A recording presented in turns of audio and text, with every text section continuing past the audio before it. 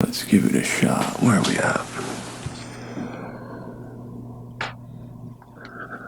Alright, we're on high plus.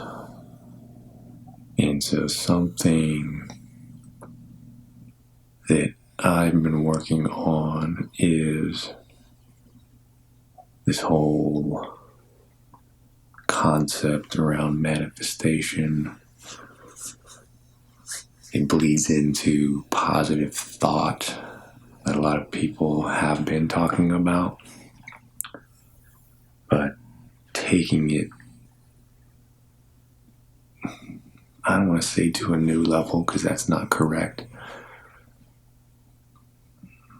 but making sure that there is a common thread throughout all the different forms of manifestation, divination, whatever you'd like to classify it as.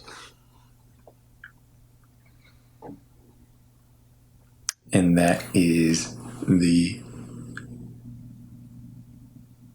feeling of the wish fulfilled. And whatever other forms of practice that you feel you need to implement to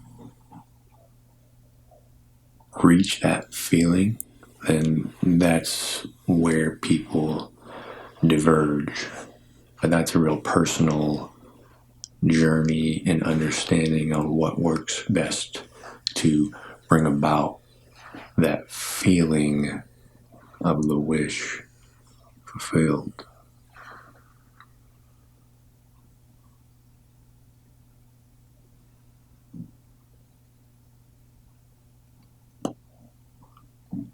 And it's living in the end, because that's where the feeling comes from, is what is it going to feel like when you have those things, that circumstance? How will you feel internally? And how will that manifest as you appear in the 3D realm? And you can bring that 4D image, which is what some argue is the real time, and that the 3D that we live in is just a witnessing of that 4D. And so there's some lag time between them, and that's why it can look like results are not taking place, things are not happening, but then it's quick. These things happen quickly. And then that's when we sort of have that reaction, or I've personally had that reaction, that after I've been engaging in meditation, doing my daily practice, really being mindful of the entire process,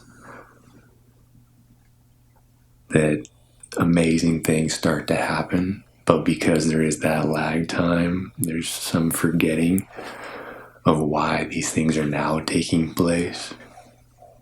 And so the ego jumps in and says, oh, I did that. That was me.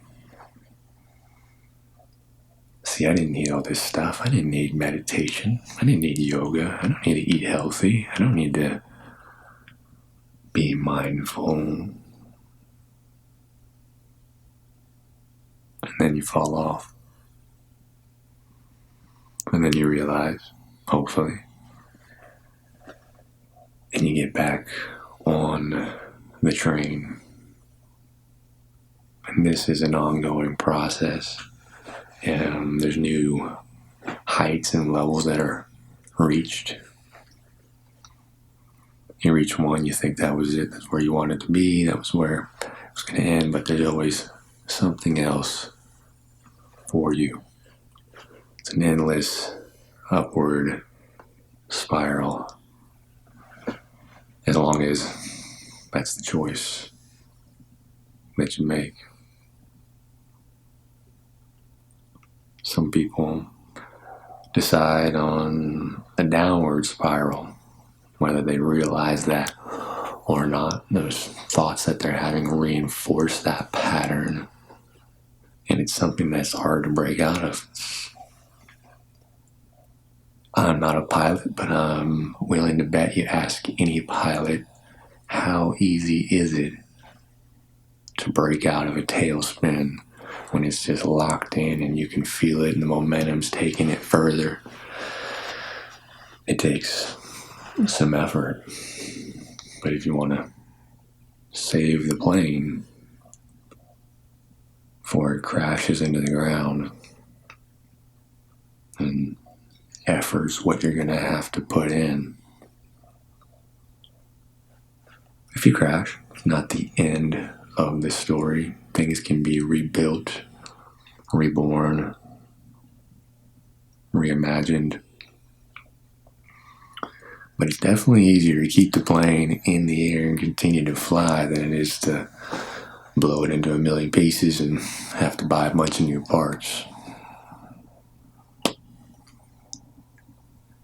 So now I feel like I'm rambling, but hopefully some of that stuck and you found it helpful. It's just a reflection of where I am at right now and the things that are going through my mind as we're all spinning around this planet.